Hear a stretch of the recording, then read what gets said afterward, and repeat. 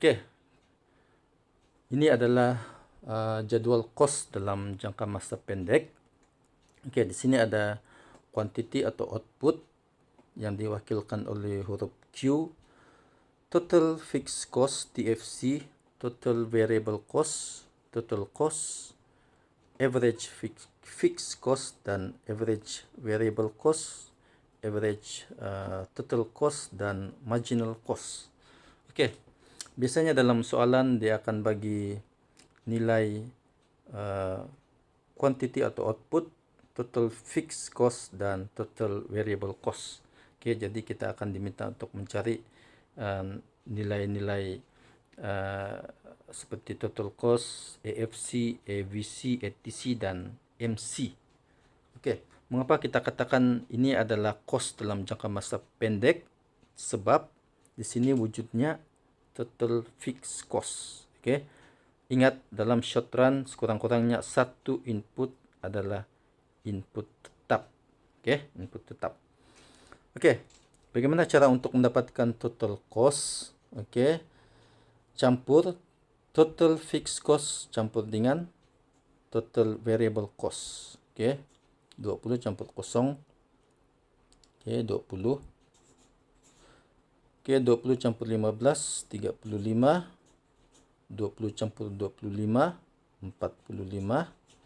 Dan seterusnya 50, 55, 65. Oke, jadi kita sudah dapat total cost.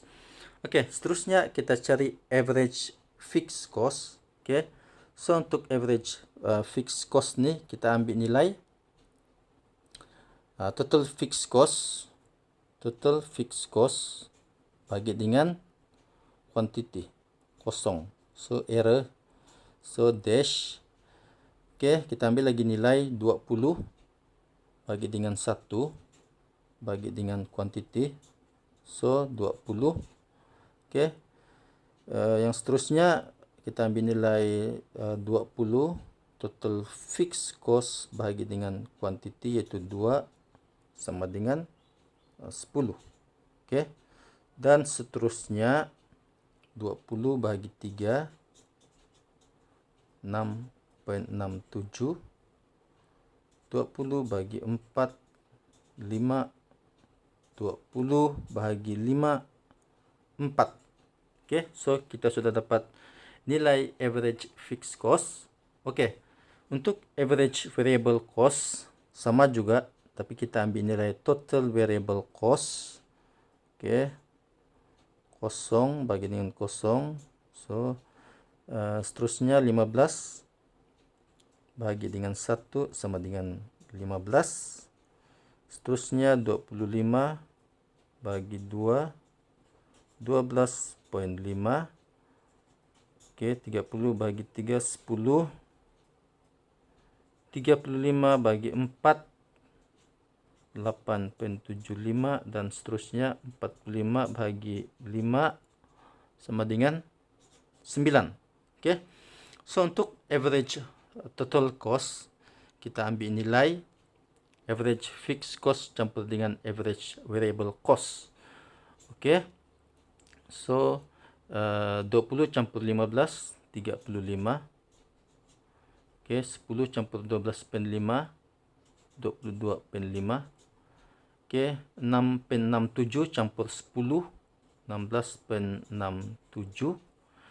5 campur 8,75, 13,75. 4 campur 9, 13. Oke, untuk pengiraan marginal cost. Oke, marginal cost seperti yang saya beritahu tadi, marginal cost merujuk kepada perubahan dalam total cost, oke, disebabkan oleh pertambahan quantity ataupun output. Oke, untuk yang pertama nih tidak ada berlaku apa-apa perubahan, so kita ambil nilai 20. Nilai 20 bagi dengan kosong, so error. Oke, total cost dari 20 ke 35 pertambahan sebanyak 15. Oke, dari 35 ke 45 pertambahan sebanyak 10. Oke. 45 ke 50 pertambahan sebanyak 5. Dan dari 50 ke 55 pertambahan sebanyak 5. 55 ke 65 pertambahan sebanyak 10. Oke. So, satu cara lagi marginal cost ialah dengan melihat kepada perubahan total variable cost. Oke, kita lihat kepada perubahan total variable cost. Oke. 0 bagi dengan 0. Untuk yang pertama ni kita ambil nilai 0 bagi dengan 0 sebab tidak berlaku perubahan. So dash. Oke. Total variable cost. Oke. Dari kuantiti 0 ke kuantiti 1. Oke, dari 0 ke 15 pertambahan sebanyak 15. Dari 15 ke 25 pertambahan sebanyak 10. Dari 25 ke 30 pertambahan sebanyak 5. Dari 30 ke 35 pertambahan sebanyak 5. Dan dari 35 ke 45 pertambahan sebanyak 10. So, boleh menggunakan kaedah ini, total variable cost ataupun total cost. Okay. Bagaimana cara melukis keluk cost dalam jangka masa pendek? Oke. Saya bagi contoh. Maafkan saya kalau lukisan saya tidak lurus. Oke. Ini adalah keluk cost. Ini adalah paksi quantity ataupun output. Oke. So, mula-mula kita lukis dahulu keluk marginal cost. Oke, ini adalah keluk marginal cost. Oke. Lepas itu kita lukis keluk average fixed cost. Oke. Average fixed cost. Oke. Average fixed cost. Oke. Untuk average fixed cost nih. Oke. Kalau kita lihat sini, average fixed cost semakin lama semakin menurun apabila kuantiti semakin meningkat. Oke. Sebabnya adalah, oke, kita lihat di sini, average fixed cost, oke, dia akan menurun, oke, semakin lama semakin menurun. Oke, dari 20, 10, 6, 6, 7, 5, dan 4. Oke, semakin lama akan semakin menurun. Oke, selepas itu kita lukis keluk average variable cost. Oke, average variable cost, oke, akan memotong marginal cost, keluk marginal cost pada titik minimum. Oke, pada titik minimum average variable cost. Maksudnya ini adalah titik minimum average keluk average variable cost, di mana dia memotong keluk marginal cost. Oke.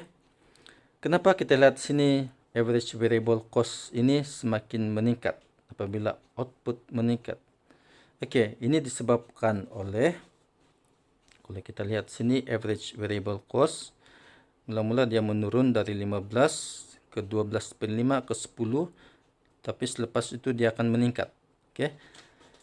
Ini disebabkan variable cost dia akan berubah apabila output ataupun kuantiti berubah. Maksudnya semakin meningkat output, average variable cost pun akan turut meningkat. Oke, seterusnya saya akan lukis keluk average total cost. Oke, average total cost akan memotong keluk marginal cost pada titik minimum. Oke, ini adalah titik minimum average total cost, di mana dia memotong keluk marginal cost. Oke, kenapa average total cost ini berada di atas average variable cost dan average fixed cost? Oke, ini disebabkan oleh average total cost adalah dalam rumusnya average fixed cost plus average variable cost. Oke. So nilai average total cost berada di atas. Oke. Oke. Kita lihat apakah hubungan antara keluk-keluk cost dalam jangka masa pendek ini.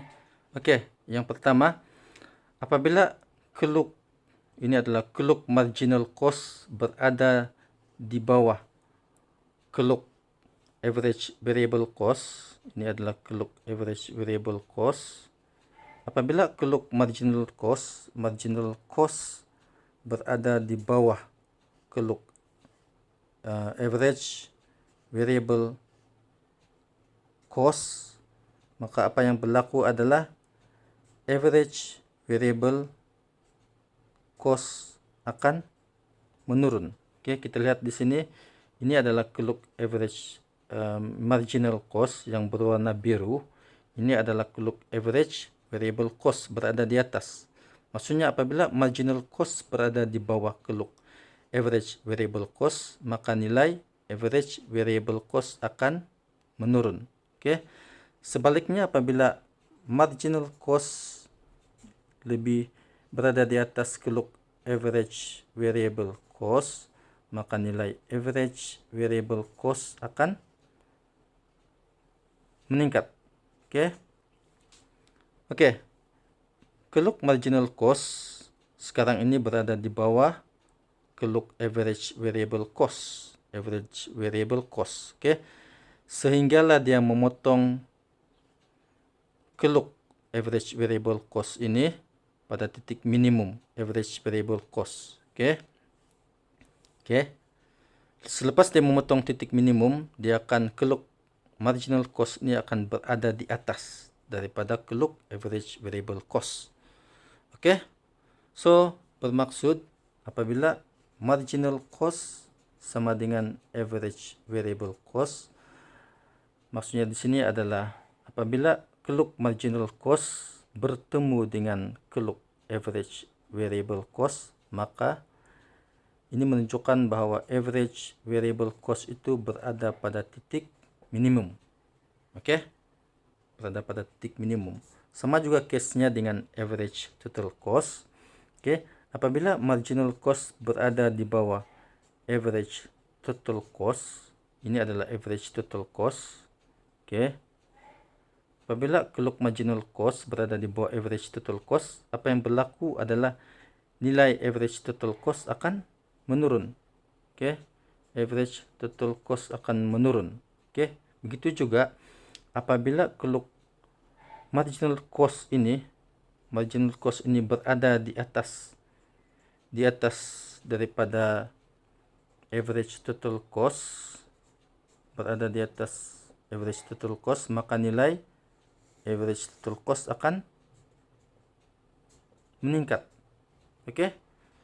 Dan begitu juga apabila marginal cost sama dengan average total cost, maksudnya apabila keluk marginal cost ini bertemu dengan average total cost, oke, maksudnya